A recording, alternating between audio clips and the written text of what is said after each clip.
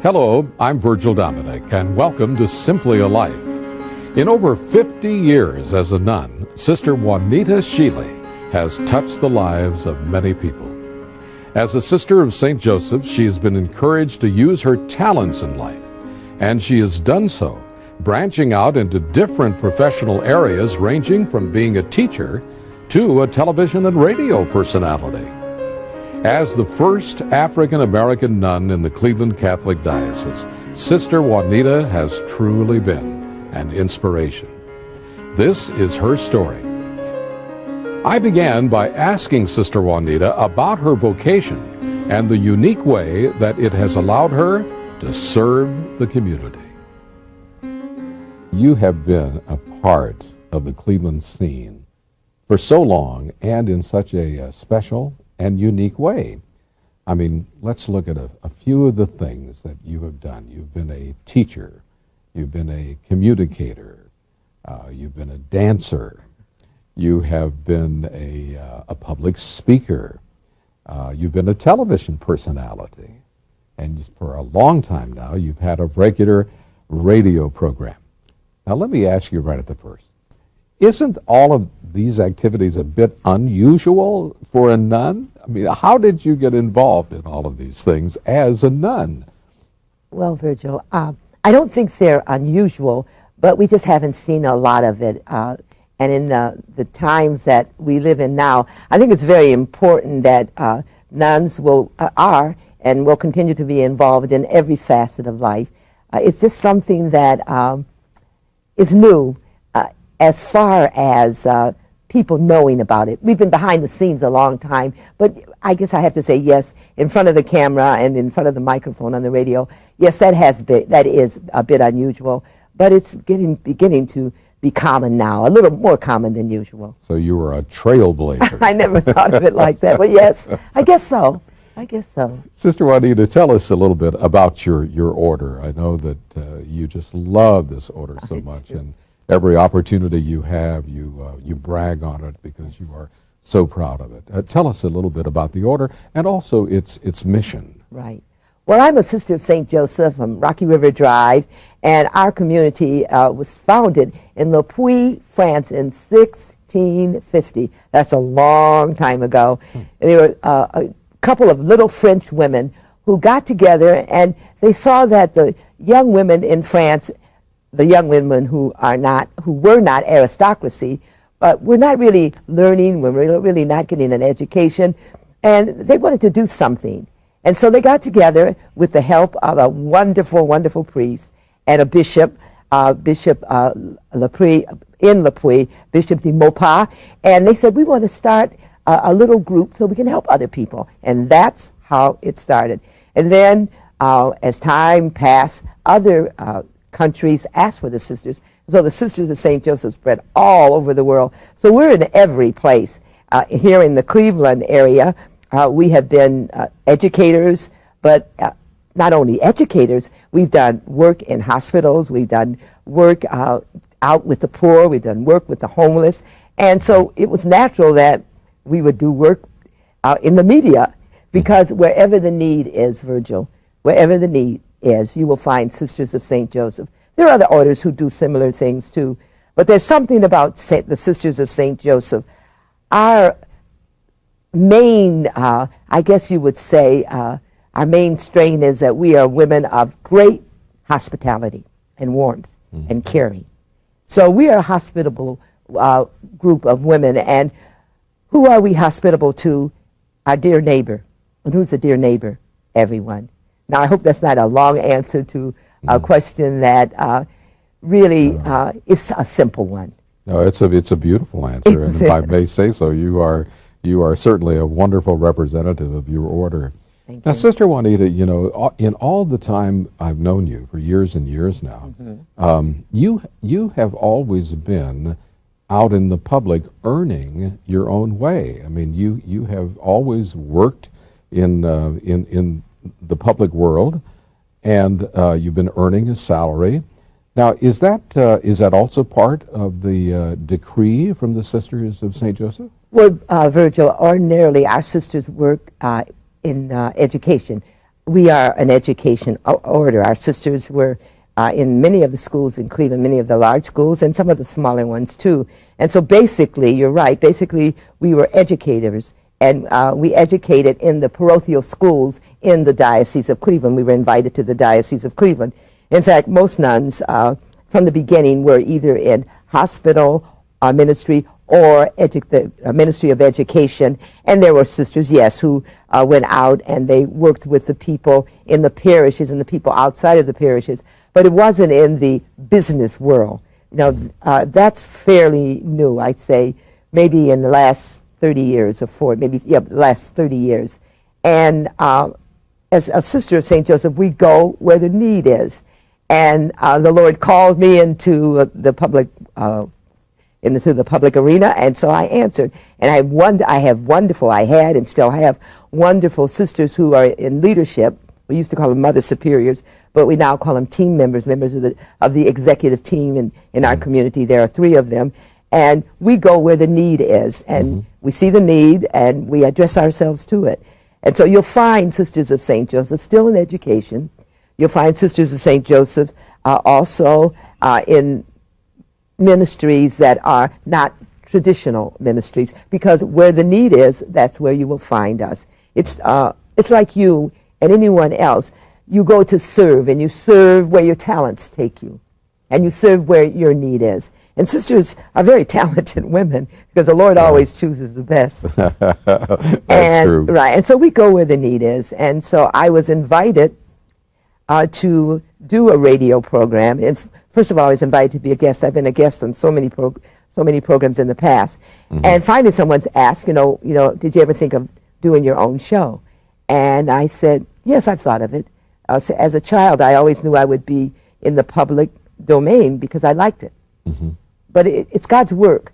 Wherever people are, there God is. And if you can bring the spirituality to other people by living the life that you are living, then you are touching them in ways that they should be touched. Well, you and I first met long ago when I was at Channel 8 as the news director. And you remember that wonderful sign-off program that you did for us. Those were the days when television stations did not operate all night long. They signed off midnight, 1:30 in the morning. Yes. And then we always ended our day not only playing the national anthem, which was very traditional in those days, but we had this wonderful nun, this beautiful nun who had this absolute projection of spirituality. And we did this message, and we signed off with a message. Tell me a little bit about those days. Meditation. I did the sign-off and the sign-on, Virgil, for Channel 8 for many, many years. And what it was just a few seconds of prayer in the morning and a few seconds of prayer or meditation in the evening. And I did that in conjunction with other people, too, from the community who were invited. And eventually, I found that I was all by myself, that I was asked if I would do it not just once or twice a week, but daily. And so I was delighted to be able to do that, to be able to contribute to do that. And so many people would say to me, you're that lady I've seen on TV. You're that woman who helped me through a hard time or gave me another insight. So I will always be grateful to you because you were there and you made a way for me to continue to do that. And even today, Virgil, I don't do those meditations anymore, although I am still present on TV on occasions. But many people stop me and say, you don't know how that message, and the message was from God, I'm only the instrument, but how that message influenced my life. I met a young man one day, and I want to tell you about this, when I was walking through the Galleria in downtown Cleveland. And this young man walked up to me, and he looked to be about maybe 24 years of age. Very nice-looking young man, but he had a very somber look on his face, and he walked right up to me and stood in front of me, and he said, I just want you to know that one night I was about to do something that I shouldn't do, and I saw your program, and I didn't. And he walked away. Wow. And I just stood there, and I was like, thank you, God. I have no idea what he was going to do that he wasn't going to do, but I'm glad he didn't do it. Yeah. And that was simply because of a few lines from a prayer or a poem from that meditation. Another time I met another young man, and he was in a shelter, and they were eating. It was noontime, and I just went down to say hello to the people.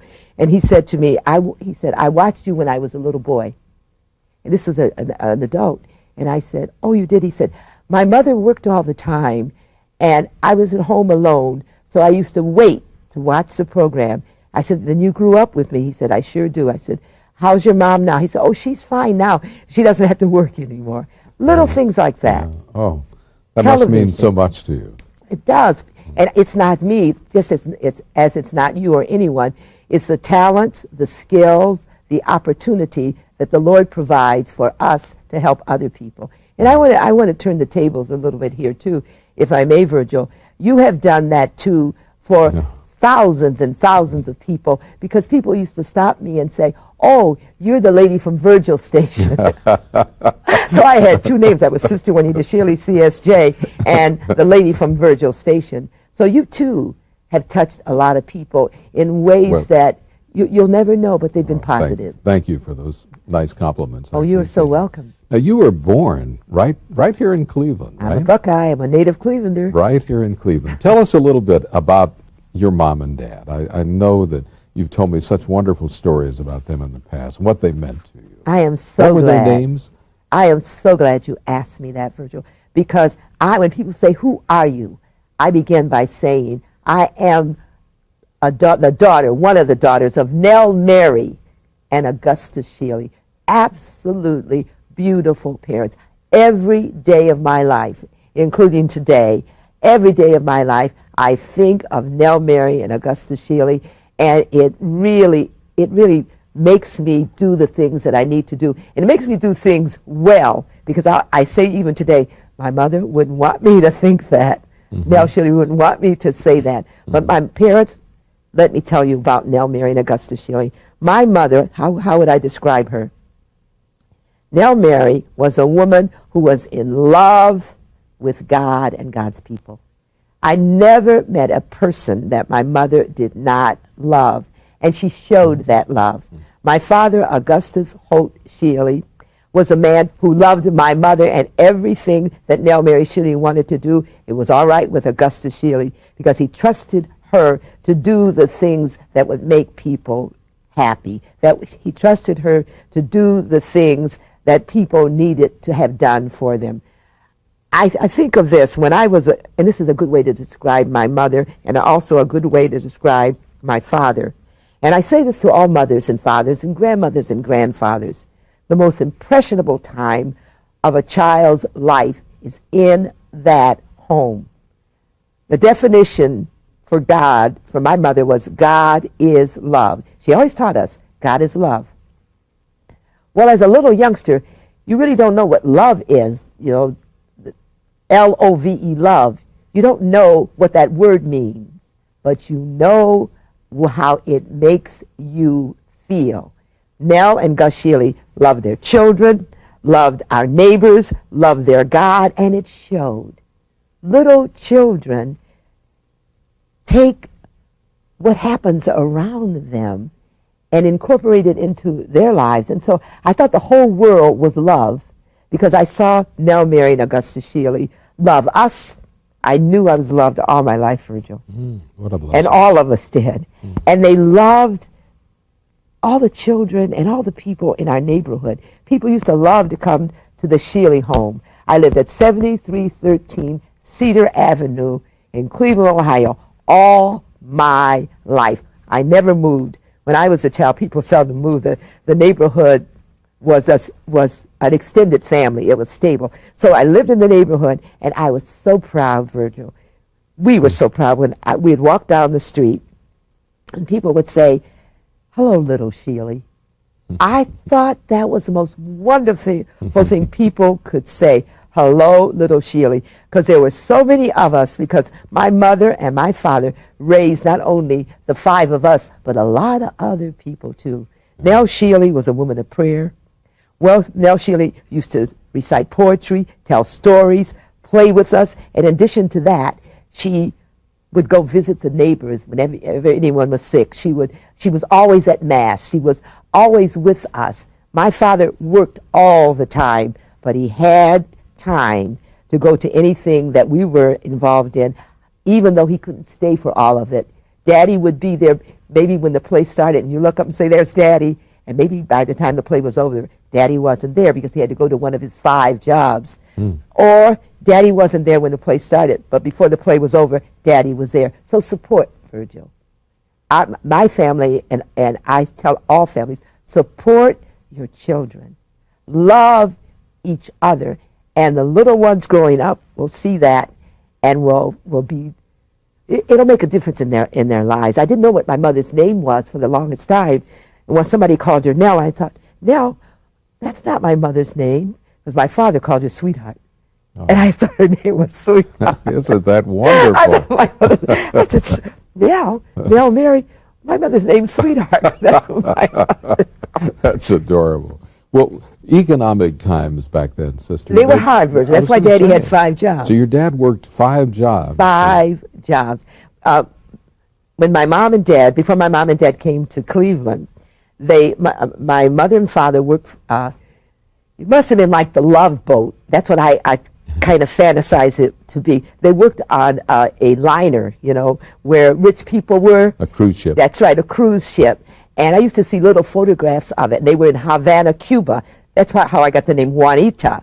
One of their very dear friends, no doubt, was Juanita, because it's a very Spanish name. So they named one of their most beautiful children Juanita. And so my mom and dad were in Havana, Cuba. They worked there on the luxury liner. Then they went to Indianapolis, Indiana. And my father and his brother and his cousin had a restaurant. And so my father was a businessman, an entrepreneur.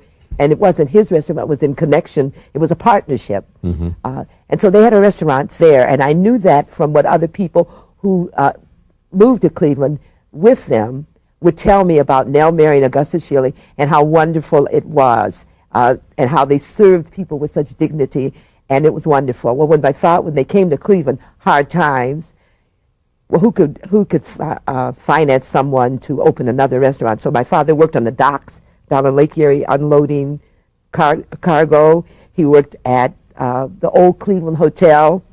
He worked at a delicatessen. He scrubbed floors. He did everything, and he was the happiest, gentle, beautiful man. Gus Shealey, Augustus, but they called him Gus. Gus Shealey loved his children, and his children knew it. And they loved everyone else. So I guess the best advice I could tell anyone is love your children, because when you are loved, you feel like you can do anything and everything. As a youngster, our house was full. Everybody wanted to come to the Shealeys because my mother baked good rolls and biscuits. She had plenty of food for everybody, even in hard times. We laughed, we danced, we prayed, we sang, and everybody would go to the Shealey home. I had good parents, and to whom much is given, much is expected. And so I like to give because I have received much. I'm sure like you and your family, when you know you're loved, you think that you can do everything, and actually you can, with God's help. Do you think being raised in that wonderful family atmosphere and very, very spiritual atmosphere, was that the initial inspiration for you wanting to become a nun? Well, I always wanted to be like my mother and my father. I remember my mother used to have these lovely ladies who would come once a week, it seemed, and they would be all dressed up, Virgil, and they would have beautiful hats on, and my mother had all these wonderful dishes in there. I can see them now, teapots and tea and all kind of bakery goods that the women baked and that my mother baked.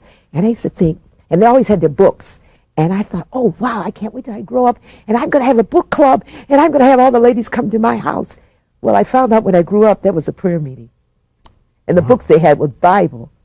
And they would talk and discuss from their books, but I was just a toddler, and so I didn't know that they were reading their scripture, and they were encouraging each other, and they were laughing, and there was silence. That was a prayer meeting. What about that? And when I was little, I was going to grow up and have a book club. So the women would gather together, and they would take turns, and when they would come to our house, my mother never shunned us. the children could be around, and we had enough training not to disturb, but I could hear those things. I could hear them singing. I could hear them laughing. I could hear them praying. I saw how beautiful they were. They would get all dressed up to come to the prayer meeting. And it was Wonderful. It was wonderful. So I saw goodness as a child. And I saw people caring about people and people loving people. And we never fought. My brothers and sisters, Aurelia and Joyce and Cordell and George and Don, we never fought, because if we had disagreements, all my father would say, Daddy, it's my turn to pull the wagon, and George won't let me. And my father never raised his voice. I was never, ever, I never had a voice raised at me my whole life long. My mother never raised her voice. My father would say, when you were saying, well, it's my turn, he'd say, that's your brother. That's your sister. Like you didn't know, Yeah. And you'd say, oh. And then you would know that you should share. That's your sister. That's your brother. Well, if you can't get along with your sister and your brother, what earthly good are you? He wouldn't say that, but you finished it. Mm-hmm. So I grew up caring about each other, and I thought everybody did that. I thought everybody's home was like that. And as you grew, you found out, well, everybody really didn't have the same kind of parents. But again, Virgil, whom much is given, much is expected. Mm-hmm. And I grew up with parents, not just me, but my brothers and sisters too, who regarded other people, like many cultures, and yours, I am sure, the people on your street were family. It was a neighborhood where nobody moved, and people were family. I close my eyes now, and I can see the people in the neighborhood. I could see Mr. Williams, who was a barber. He'd say, "Hello, little Shealeys." I would see Mrs. Battle, who had the restaurant. I see Stacy, who had the lounge, the bar. I close my eyes. I can see Sam, who had the grocery store. I can close my eyes. I can see Angelo, who had the shoe store. And it was growing up on Cedar Avenue in love. Wow. It was great, but you don't think of it as being great. You just grow up, And my father, I have to tell you about Gus Shealey. My father used to enjoy in the summer, the baseball game. And he would take a little time before he went to one of his other jobs to listen to the baseball game. And I remember this. Couldn't have been more than about 4. And I remember he was sitting listening to the game with a man named Mr. Worth, one of his friends. Mm-hmm. And I was dancing in the dining room, in the living room, and the dining room flowed into each other. Behind the curtain, I was dancing. And I heard my father talk about us, and he was bragging about his children and how wonderful they were. Mm-hmm. And I heard him say to this man, Mr. Worth, mm-hmm. "Oh, yes, I have wonderful children, but that Aurelia is my heart." I heard that. And I dramatically came from the dining room, and I pulled the curtains back, and I walked up to my daddy, and I stood at his knee, and I said, "Daddy, I heard you." And he looked at me, and he rumpled my hair and pulled my pigtail, and he said, "Buggy Wuggy, you know I love you." And he hugged me. Oh, see, Juanita, June, he called me June Bug, and Buggy Wuggy. I looked at him and said, "Oh," and off I went. Yeah, how beautiful. He had a very quiet and effective way of teaching you and loving you. Yes, and, yes. Now, Sister, you have described an almost idyllic way of growing up in Cleveland back in those days. Did you ever experience any racial prejudice? Well, in our neighborhood, no, because we had everybody in our neighborhood. When you went out of the neighborhood, it was a different story.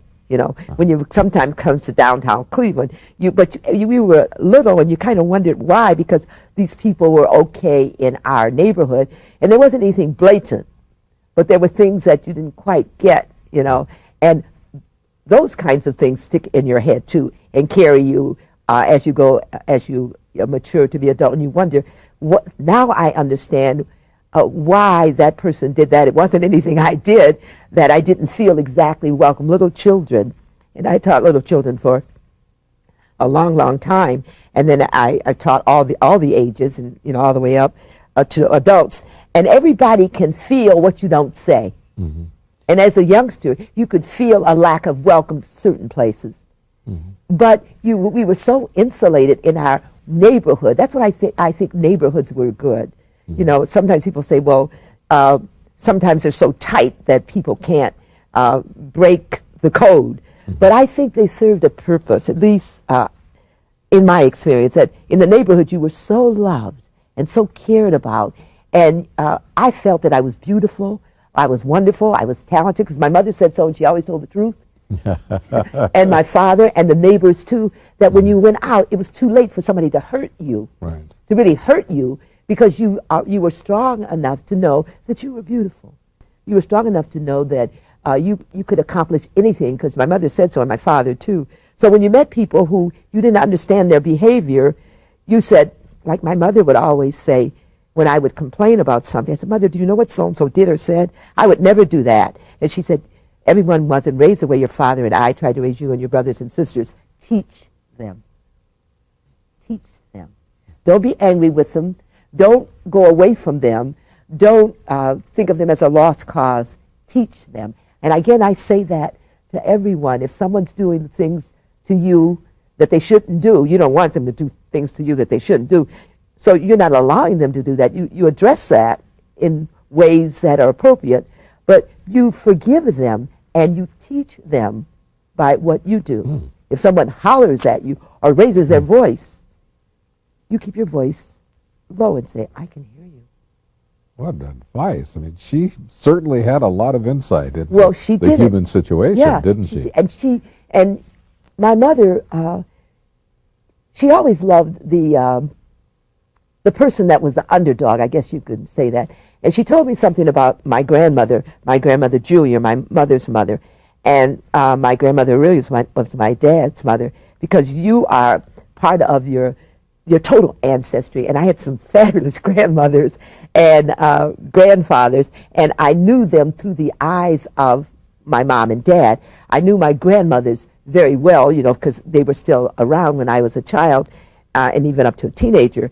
My grandfathers I didn't know because they died before I really got to know them, but I would know of them.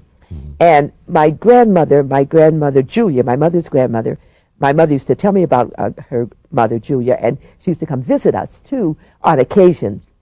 And my mother said when she was a little girl, my mother was an only child for a while before she had brothers and sisters, and my grandma Julia was very selective in who my mother would play with.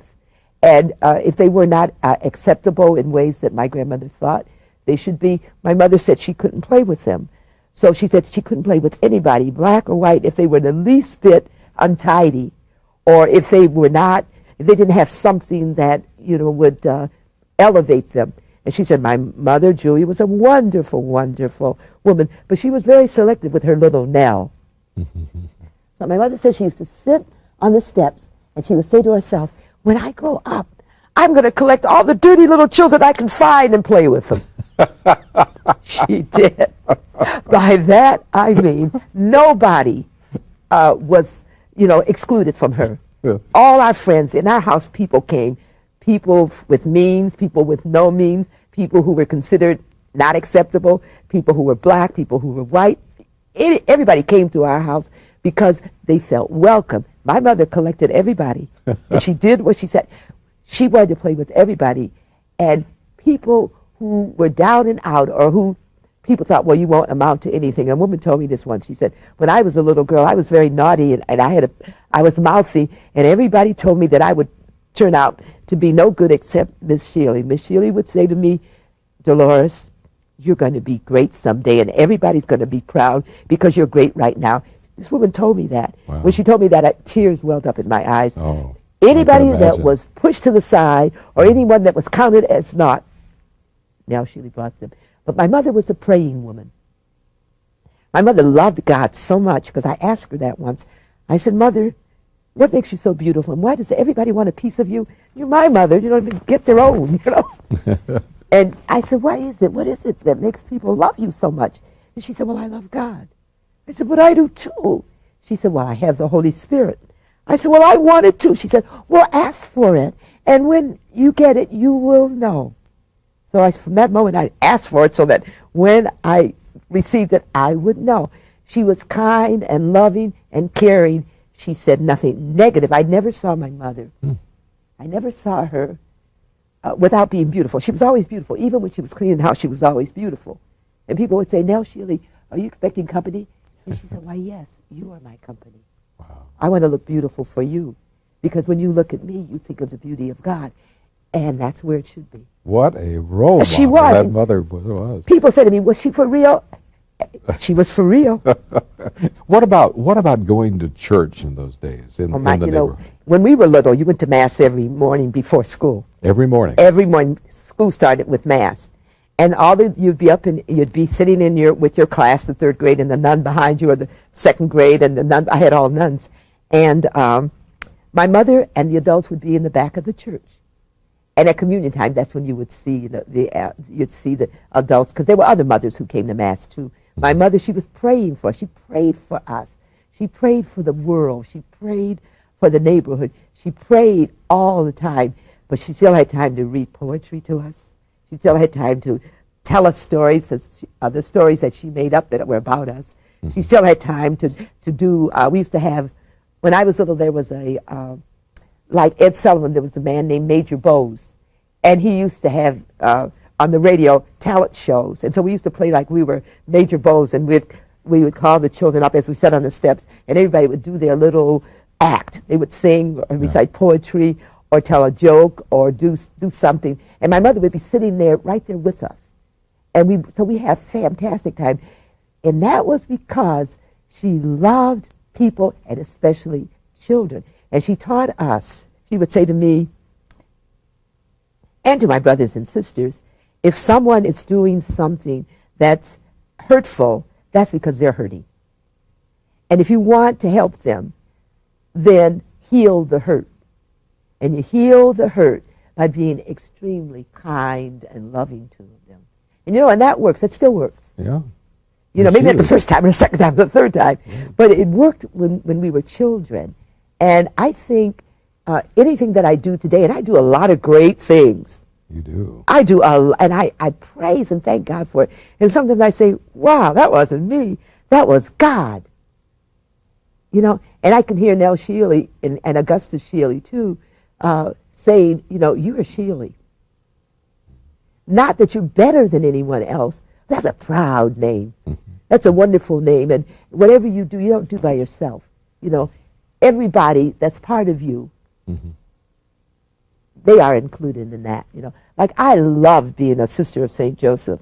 And that's great. I'm a sister of St. Joseph. My mother dedicated me to St. Joseph. I don't remember, but she said when I was a little baby, she said, St. Joseph, this is your baby. This one is yours. Well, beautiful. What did Marinelle and Augustus, what was their reaction when you told them that you wanted to become a nun? Well, I think my mother always knew. And my father, if he knew, he didn't say.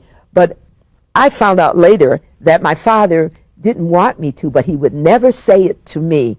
He would never say it to me. It was my life, and he whatever you want to do.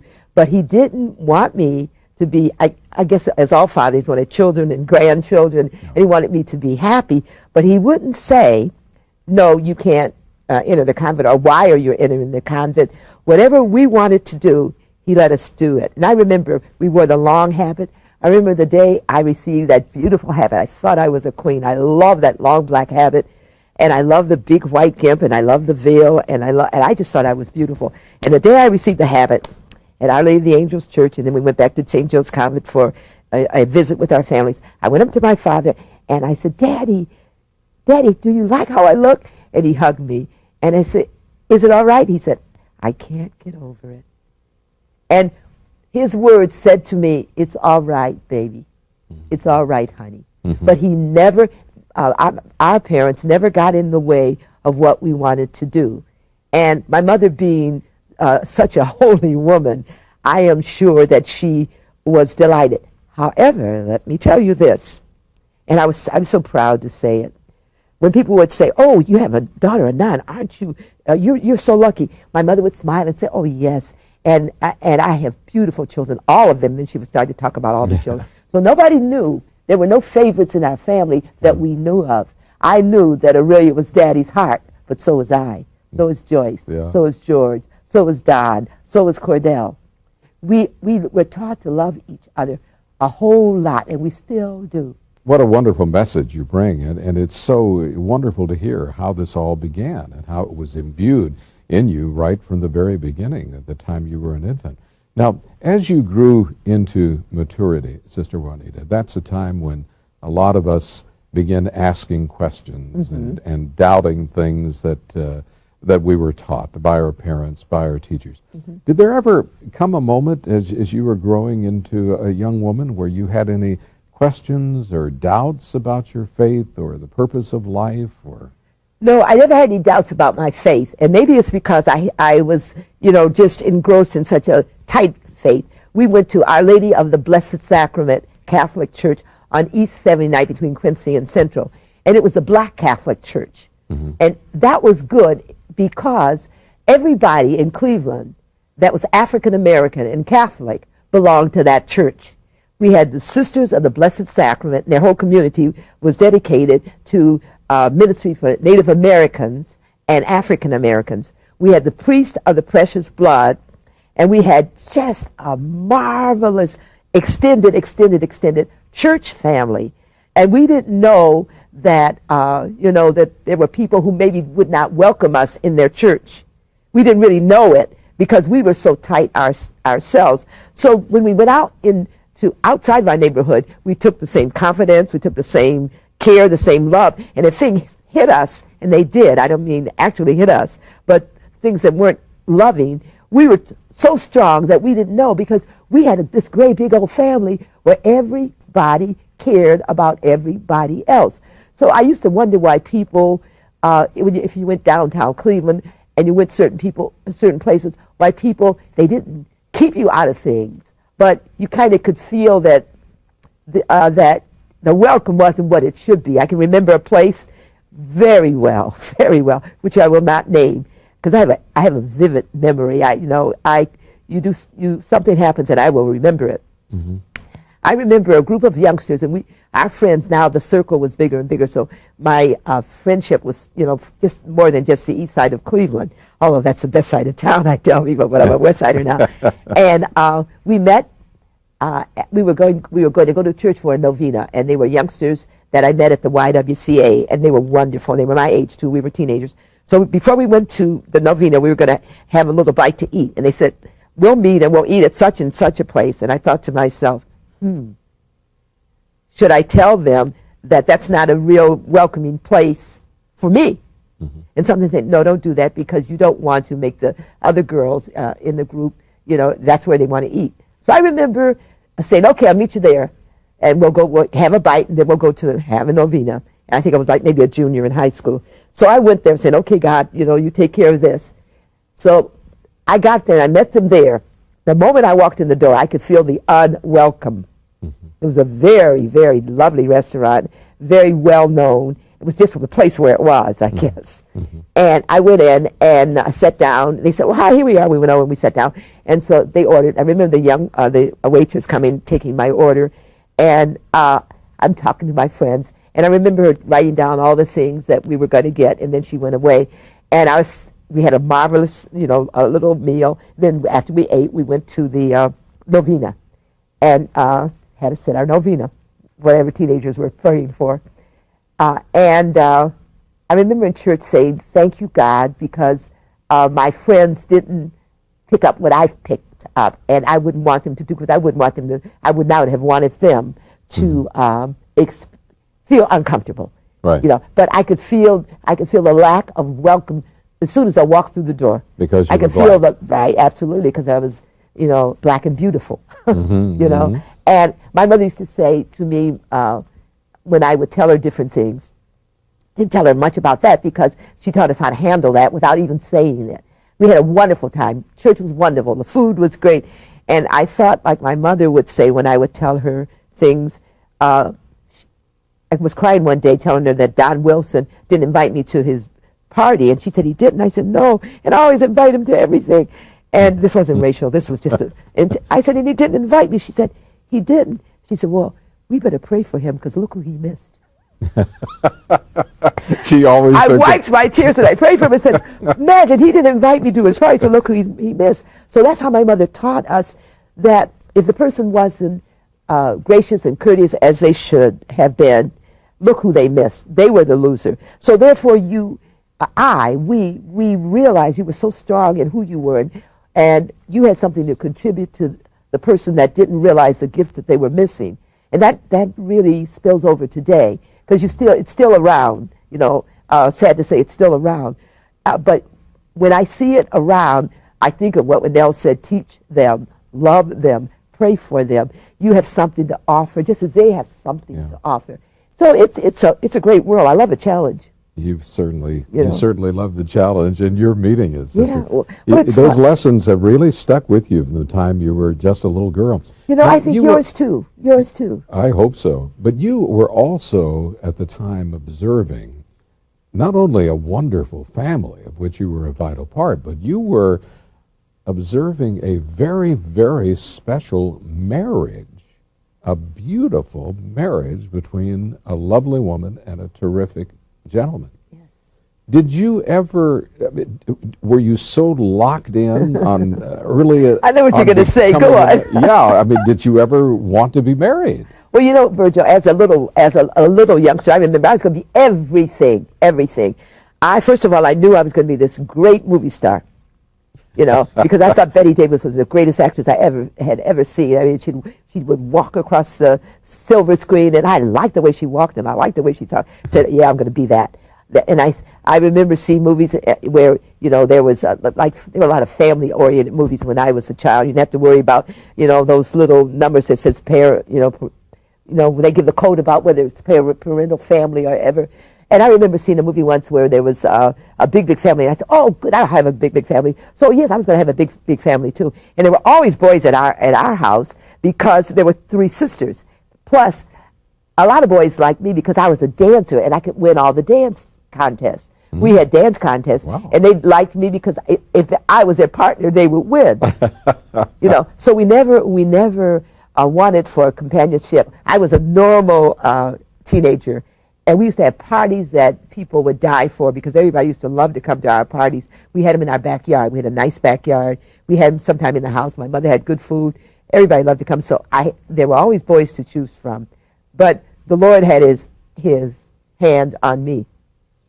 Now, sister, you've always had this absolutely wonderful personality, and it's being displayed so beautifully right here on this program. And as you moved into the world of work, when you taught in school, when you taught here at the college, at Virginia Marty, even at City Hall, because you worked for the city of Cleveland at one time, how did people react to you?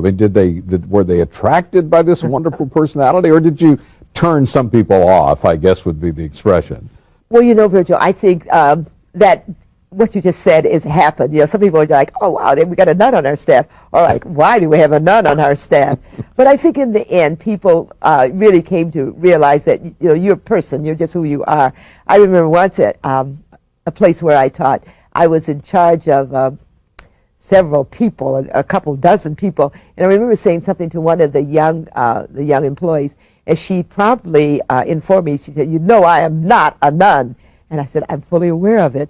But if I were your mommy, I'd take you across my knee and spank you and then hug you. And then she melted. And she complied with what was supposed to be done. Right. No, I think it's being a people person. I guess that I am a people person. And I can say that I really enjoyed every place I worked. Yes, there were some challenges. I had one youngster say to me one time, and he was not a youngster, but age-wise, I would consider him a youngster. But he was... an employee, and he was upset about something, and he just let me know it.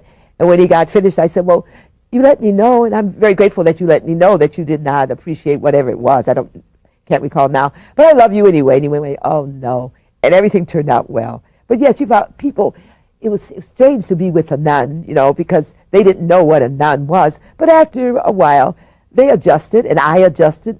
And we ended up friends. Every place I left, they were sorry to see me go. At least that's what they said. I'm sure they were. They were. Now, again, along the similar line, this beautiful personality, all this positiveness, do you ever get depressed? Do you ever get worried about anything? I never get depressed. I have never, ever in my life been depressed. I think it's just probably what I'm made of. But I've had moments when I felt like a little sad, maybe a lot sad and disappointed. And I said, all right, what would Nell Shealey said? She said, cast your troubles on the Lord and he will bring you through. And I said, okay, Lord, handle this. And the Lord always handles it.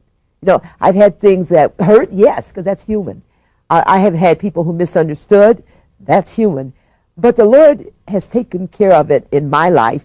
And I can say there isn't anybody that I can think of that I have any hurt from what they said or did or what they didn't say or didn't do. I've been puzzled by things, but I think everyone has been puzzled by something.